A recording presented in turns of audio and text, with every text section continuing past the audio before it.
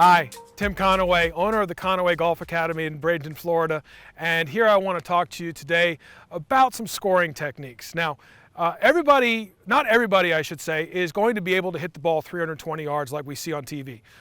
Let's face it, we're not going to be the athletes that are on the tour. However, with the proper time, the proper knowledge, and the proper work, we can really improve our short game, so we can improve our score as we play on the golf course. Now, one of the key elements that when it comes to scoring is proper decision making in the first place. Not every shot is the same, and you're not going to use the same club for every shot around the green. When you deal with situations on the golf course, you really have to identify what your task is given that certain situation. What we have here is, you can see I've got the ball short of the green, and I'm pitching up a hill, and I got plenty of distance between the edge of the green and the flagstick. So I'm going to want to hit what I would consider to be a low running style of shot. There are other scenarios in which I'm not going to be able to afford the luxury of keeping it low and having the ball release, and so we have to make sure that we make the proper decision. The critical component that I assess is, I want to get the golf ball to get on the ground, on the green, and rolling as early in the shot as I can. And depending upon my situation, if I use those criteria to make my decision, the type of shot that I'm going to hit is going to be presented to me, and there won't be any confusion. It boils down to whether I hit a high shot or a low shot. So while I'm standing here, let's dive right into what I think are the critical components from the technical perspective on how to hit a low shot. Now, first things first, as you can see, I've got 4 different wedges out here. And I want you to experiment when you practice, utilizing different clubs so you can see how the ball behaves when it leaves the club face. You can actually hit a low shot with a 54-degree sand wedge, but today we're not going to. I'm going to actually select my gap wedge today. And the reason why I'm going to select my gap wedge is because I have to carry the ball approximately 15 feet here and then still get the golf ball to roll up the hill.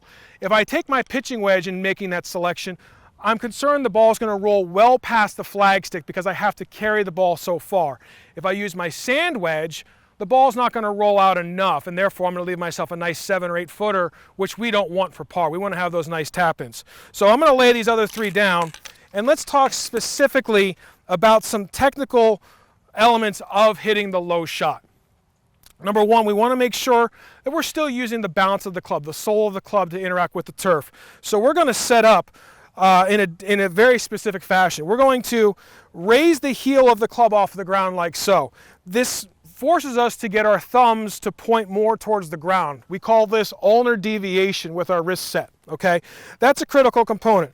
We're going to set up with our hands nice and long with our body. This is going to keep my chest up. I'm not going to drop too much, because when I drop too much, then my wrists are going to get too involved, and I'm not going to be able to produce the quality of contact that I want.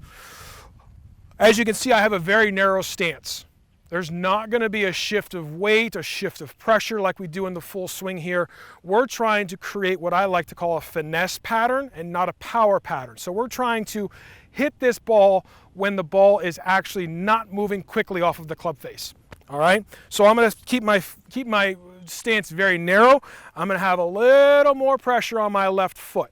This is critical. It's going to stay there, okay? So when I get set up, I've got my arms on top of my chest, nice and tall. A little more pressure. You can see I got a little more knee flex in my lead foot, which is critical. And that heel is off of the ground. Now, in executing the swing, it's just a very soft pivot. I don't want to hinge.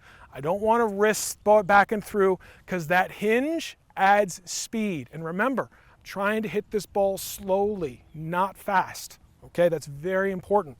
So we're going to have a nice subtle pivot. The club head stays outside of my hands. I don't want to pull the club in underneath, because now I've got some problems delivering a square face. So we're going to have a nice little pivot, and we're going to finish with a nice little pivot again. And again, the club head is staying outside my hands upon exit. And I want you to feel, this is so important, I want you to feel like you're swinging in slow motion. Our tendency when we deal with these shots is to get nervous. When we get nervous, we get quick. When we get quick, the hands take over, and we lose the ability to control the club. So we set up, raise the handle, heel off the ground, weight left, and a nice subtle pivot.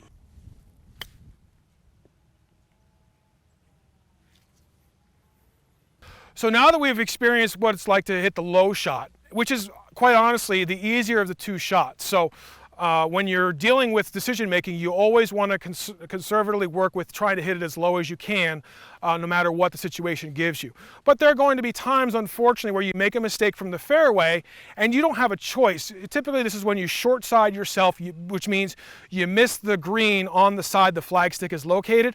And then, unfortunately, today, we're going to be having to chip the ball down the hill as well, which is going to cause us to make things much more difficult. So we're going to talk about what we need to do to hit the high, soft shot that lands softly and then just tumbles down towards the flagstick. Obviously, when we're dealing with this type of shot, we don't want to use our gap wedge, our pitching wedge. We need as much loft as we can. So we're going to set those two aside. Depending upon the situation, I still like to use my sand wedge as much as I can. I know people say, well, you use your sand wedge in the sand. It's like, no. Bottom line is a sand wedge is just another golf club that has a different degree of loft. And if you don't pigeon yourself into just thinking it's only for the sand and you use it around the green, you're going to improve your scoring technique. So I'm going to go ahead and use my sand wedge. I reserve my lob wedge for when I really have to get the ball elevated quickly with a lot of speed and a lot of energy, and I usually make full swings with that. But around the green, I like to keep things simple and use my sand wedge. Now, some variations from what we do with the low running shot. Number one, we'll talk about similarities first. Number one, we're going to set up the same way. Okay, we're going to have our feet close together, ball in the middle of the stance, weight forward. One significant change is I want you to weaken your right hand on the club. And what I mean by that is you're going to take your right hand and put it more on top. The reason why we do this is because this is going to preserve the loft of the club during the golf swing, which is what we want to have happen because, we're trying to hit the golf ball nice and high. So we set up with a weaker right hand. Again, nice and tall, chest elevated, balance forward. As we swing our club, the critical component is we want to swing with swing above our swing plane with an open club face. Very critical, okay? The reason why I want to do that is because, again, that preserves the loft of the club. As you can see, you can barely see my hands because the club head is right in the way. As we deliver the club, this is how we reduce the speed of the club through impact. To deliver the club from that position, the first thing I want you to feel is the club head falls. I know that's going to freak you out, but trust me, you want to produce low speed with this shot. We want to feel the club head descend first and then have a very soft pivot through the ball towards the target. Notice I'm not extending my arms away from my body through impact. That's a power pattern. And again, we're trying to produce finesse here, a ball that does not have speed. Finally, you've got to feel like you've got your body's energy going towards the target, finishing nice and tall. I don't want to flip the wrist like this and stay low to the ground. That's going to cause us problems. And again, just like in the low shot, I want you to swing in slow motion. Very important, very difficult to do, but you have to learn to trust it. Okay, weaken the grip, keep the club face open, swing in slow motion.